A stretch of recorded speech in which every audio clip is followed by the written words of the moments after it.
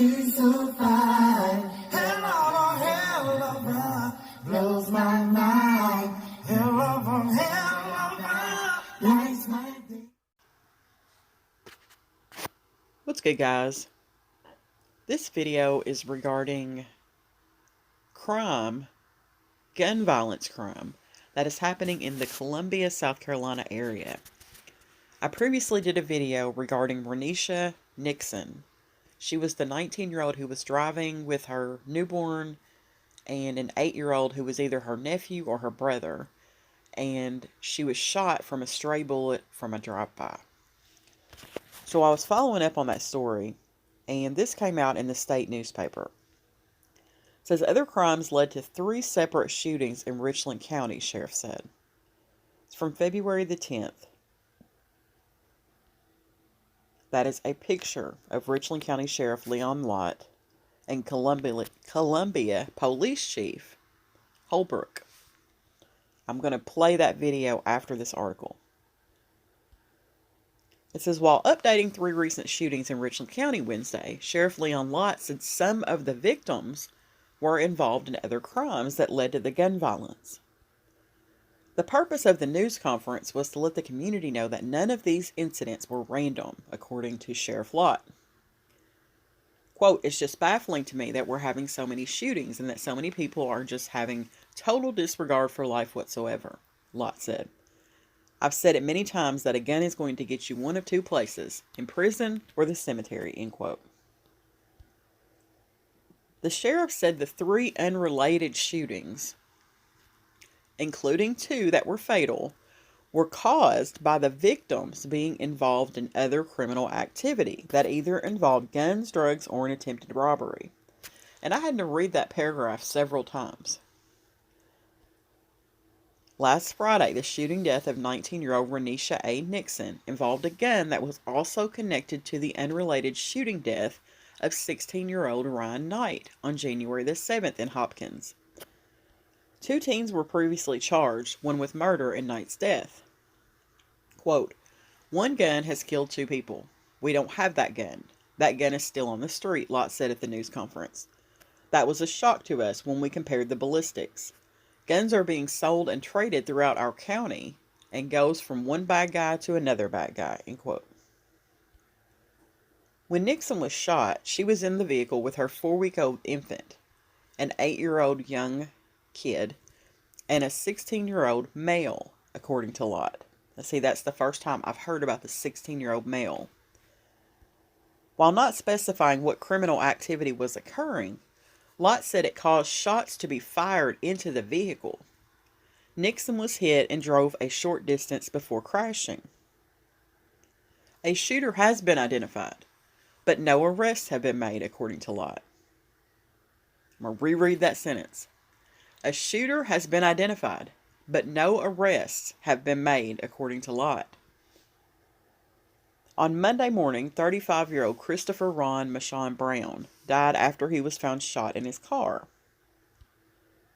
Brown was involved in an armed robbery when he was shot, Lott said. The person that Brown tried to rob was getting out of the vehicle and was taking his gun with him when the incident occurred, according to Lott. Information about whether the man holds a concealed weapons permit was not made available. Quote, Brown attempted to rob him and there were shots exchanged, end quote, Lott said. Brown drove away from the scene and was about a mile away when deputies found him behind the wheel of his car. The sheriff said Brown had a lengthy criminal record that included previous arrests for armed robbery, assault with intent to kill, and domestic violence of a high and aggravated nature. He had served 10 years in prison. In spite of the crimes, Lott said, Brown's death has still caused his family to lose a loved one. Quote, I don't want anybody to think that I'm minimizing someone's life even though they were involved in criminal activities, Lott said. The families didn't make that choice. The family are the one that suffer now because someone has been lost. The sheriff also updated the January 29th shooting at the Rose Nail Salon on St. Andrews Road, where Octavia Johnson was shot. Johnson was arguing with another woman, and the exchange that escalated into the shooting, according to Lott. A man who was with the woman arguing with Johnson got involved and opened fire. Johnson was hospitalized after she was found on the floor of the salon. Further information on her condition was not available. Sheriff deputies have identified the woman Johnson argued with, and they are trying to ID the man involved in the gunfire. Johnson also had a gun in that incident, according to Lott. The sheriff did not say if Johnson fired her weapon. Quote, "These are not random shootings," Lott said. "I don't want the community to think that we've got people just riding down the road and someone is shooting to a car and hitting them. That's not the case in any of the shootings that we've had," end quote. Lott said he didn't think any of the incidents were gang-related and declined to share information on accused shooters who were being investigated. The sheriff said his department is close to making arrests in the incidents. Quote, "We're going to solve all these cases. We're already on top of them," Lott said. "It's just a matter of time before people get arrested again," end quote. These have not been the only gang crimes in Richland County in 2021. On February 2nd, a 20-year-old woman was charged with murder after a man was shot multiple times in Hopkins. His body was found in a January house fire. No charges were filed in a January 10th shooting and a drug deal gone bad that killed 3 men at the Grove on St. Andrews apartment complex on Zimmelcrest Drive. On January 7th, a 16-year-old died after he was shot on Horrell Hill Road, and about 3 weeks later, a 21-year-old was charged with murder. The new year started with a death from a December 31st shooting at a hotel in Richland County, where a 19-year-old was charged with murder. The Sheriff's Department is also assisting the Fairfield County Sheriff's Office in an investigation into Sunday's shooting death of a 19-year-old Blythewood man.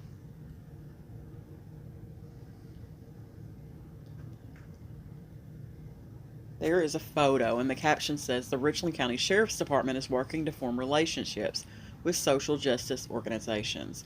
Captain Wendell Harris talks with members of One Common Cause during a recent gathering at the South Carolina State House.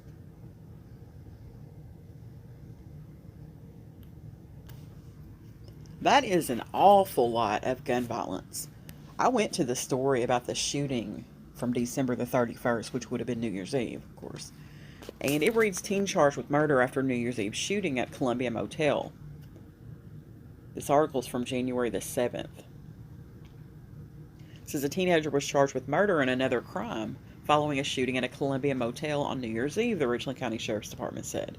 In addition to murder, William Cornelius Moore Hawley was charged with possession of a weapon during a violent crime after turning himself into law enforcement Wednesday, the Sheriff's Department said in a news release.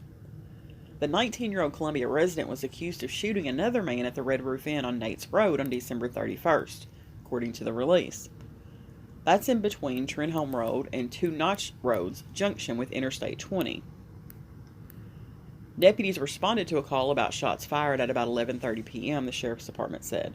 When they arrived, they found a man who was shot in the lower body and was taken to an area hospital where he died, according to the release. I wanted to hear the details of that incident as well. So this is really an update regarding the Raeneshia Nixon case, because they never released information about a young man being with her in the vehicle. It's aggravating and frustrating when they do a story like that and they don't release the details. While I understand that part, it makes the story hard to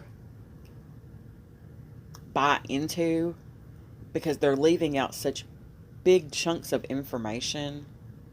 And when they did the story, they said, "Oh, this is not a random incident." Well, when you hear the story of her riding with her young relative and her newborn baby down the road and being hit with a stray bullet, yeah, that sounds pretty random. And there were comments made on that video saying, yes, this is random. But now I understand why they were saying at that time that it wasn't random. So the gun used to kill her had been used previous and had killed someone else, a 16-year-old, on January the 7th.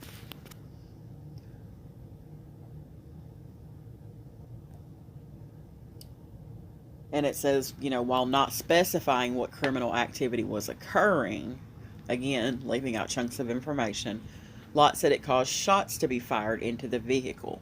So whatever criminal activity was going on caused an exchange between someone in her vehicle and someone in another vehicle or outside of the vehicle. And it says it caused shots to be fired into the vehicle, and she was hit and drove a short distance before crashing. But I can't understand why they've identified the shooter but not made the arrest. That is puzzling to me. Not quite getting it. So let's watch the story regarding this sheriff's news conference. Violence is a problem, not just in Richland, Kansas City, Columbia, but nationwide. Last year, Chief Holbrook and I sat down and we talked about what can we do to address the gun violence that we've got going on in Richland County and the City of Columbia together. We have a gang task force, Midlands Gang Task Force has been very successful, so we talked about, well, we need to start a violent crime reduction task force that's going to focus on gun violence, getting those off the street that's got guns and getting guns off the street.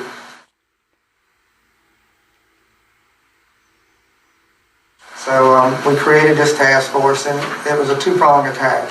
We just didn't want to do enforcement, we wanted to do education also. And the education part of it was convincing people not to leave guns in their vehicles. And, you know, we were having lots of guns stolen out of vehicles. We were having lots of vehicles that were just being left unlocked.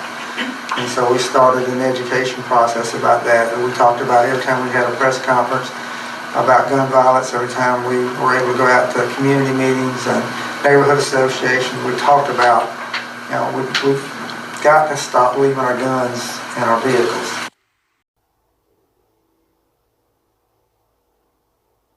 It's kind of baffling when I hear that news conference. Number one, because it's so short. Number two, because it seems like, well, if you back it up to the article that I just read, he said these were not gang-related incidents. So he talks about the gang-related task force and then talks about creating a violent crimes task force. And then says that part of the problem is that people are leaving weapons in their vehicle. And it sounds like that's going to be their focus. And that really blows my mind, quite honestly, that they're going to focus on that part of the violent crime. I don't even know what to say to that. But regardless, I wanted to update the death of 19-year-old Raeneshia Nixon. So I'm going to continue to follow that case and see who they actually do name in that case. And I will let you guys know when I find out some new information. Thanks for watching, guys. I appreciate it.